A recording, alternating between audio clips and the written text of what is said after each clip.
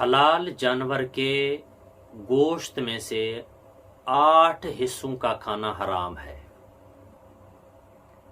حلال جانور کے 8 حصے نہیں کھا سکتے۔ ان 8 اعضاء کا کھانا شرعی طور پر جائز نہیں ہے، باقی سب کچھ آپ کھا سکتے ہیں۔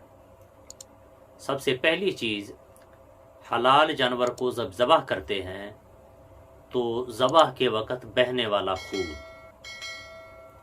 حلال جانور کو ذبح کرتے وقت جو خون بہہ جائے اس خون کا استعمال کرنا، کھانا پکانا، یہ شرعی طور پر حرام ہے۔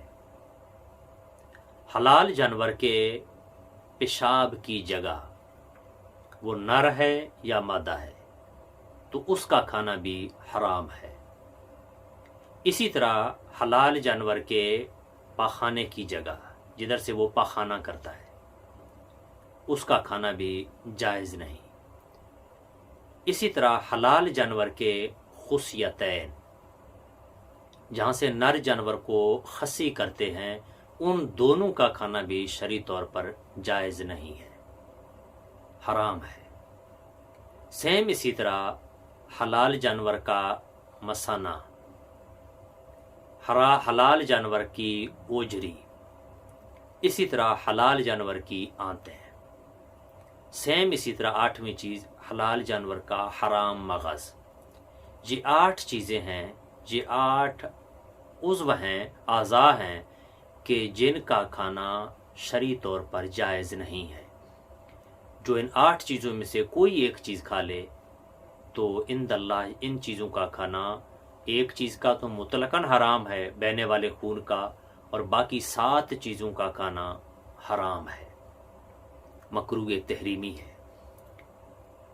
ایک بار پھر سنیں، حلال جانور کی یہ 8 چیزیں ہم نہیں کھا سکتے: بہنے والا خون، اس کے پیشاب کی جگہ، اس کے پخانے کی جگہ، اس کے دونوں خصیتین جدھر سے جانور نر جانور کو خصی کرتے ہیں، پھر اس کا مثانہ، پھر حرام مغز، پھر اس کی اوجڑی، اور پھر اس کی آنتیں۔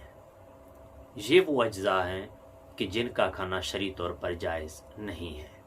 تو اس لیے عید کے موقع پر حلال جانور کا سارا کچھ آپ کھا سکتے ہیں، لیکن ان 8 اجزاء کو نہ کھانا، اس کا کھانا شرعی طور پر جائز نہیں ہو۔